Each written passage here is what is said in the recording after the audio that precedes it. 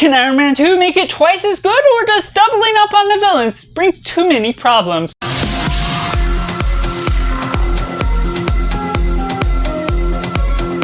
Welcome to Cinema, where we focus on the film. I'm Josh, this is Simply Cinema. Let me know down in the comments below what you think of Iron Man 2. Was it good? Was it bad? Or somewhere right in the middle? And make sure you like this video if you enjoy it. Subscribe if you're not already. Join in film culture community where we talk about the love of cinema as a whole, and we're talking the MCU all the way leading up to Deadpool and Wolverine. So make sure to subscribe so you don't miss any of that. And going right into the synopsis. As Tony Stark's dual life as Iron Man is now exposed, there's pressures coming in from the government, a decline that's going in on his health, and new threats that are emerging that bring out a whole lot of problems to be had. And starting with the positive, I just gotta first mention we got Jon Favreau back, so it seems like a promising start for what we're offering. There's many good bits and pieces throughout the film that brings about some great action and great actors that really bring on their performances. We get the introduction of Scarlett Johansson as Black Widow, and also Sam Rockwell playing Justin Hammer has a great performance. And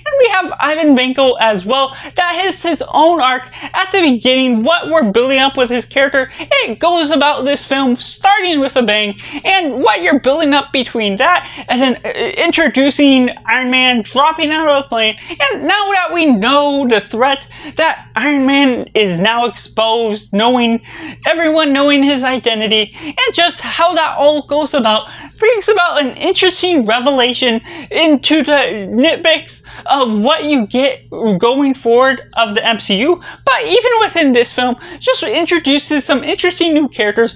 Gwyneth Paltrow as Pepper Potts is great in her role. You get a little bit more from her, becoming CEO even of that.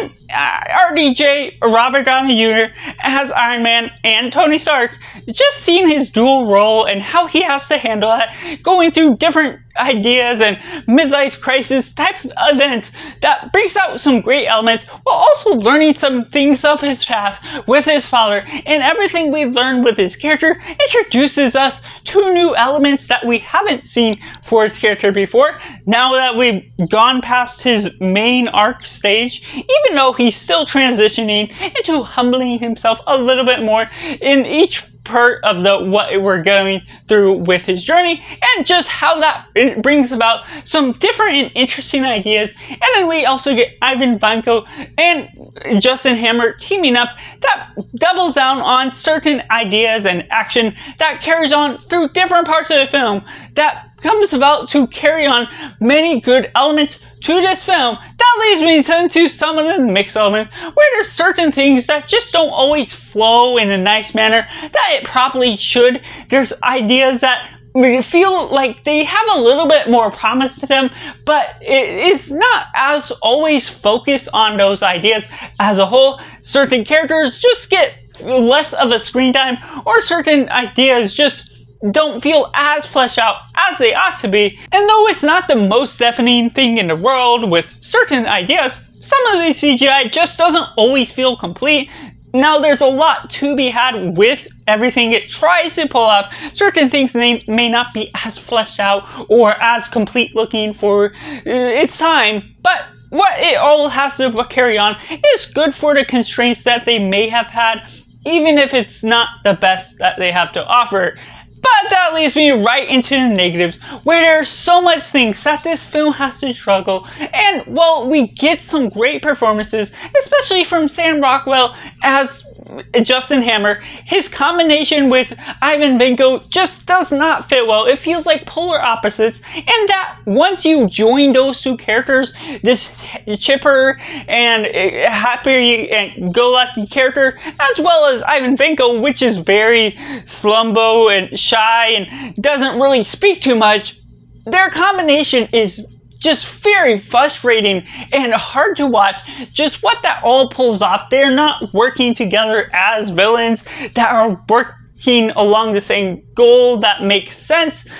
And it goes on some conflicts that just ruins the film in certain ways, that it goes about uninteresting aspects, focusing in on certain ideas that we don't really care as much about, and tackling things about Tony's father, things about the introduction to the Avengers and S.H.I.E.L.D. and getting Black Widow into the mix, and just all these different plot lines with Rhodey even being a part of the mix and going into stealing his suit, but also going about this party scene where there's a poorly done pee joke and what they're all flowing out with, what the humor is playing naturally with this.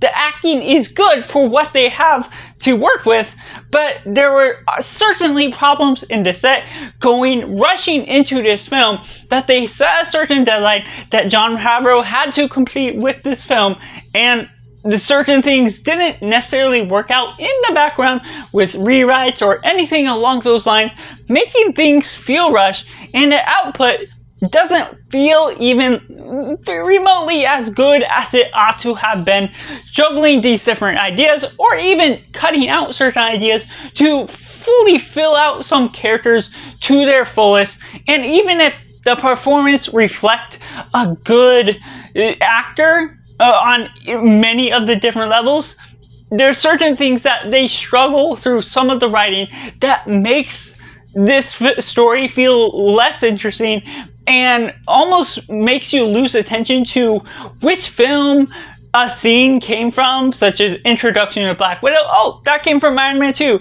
Tony working with his father and trying to learn about his past. That was Iron Man 2. And just all those different tidbits of information and going into the final battle, which can be good for what it's pulling off, but it's going about a round circle of this one thing that happened at the party that was a weird thing with Another One Bites the Dust as the background music that just doesn't flow in with a great vibe, and their special talent of what they do for their weapons just goes about a different way that can be cool and interesting to some standard for an idea to pull off with Iron Man, but juggling it into the surface of all these several different ideas just does not have the great flow that it really should be, even if you get some emotional moments within Tony and his father, or certain ideas, great ones that create good stories on their own.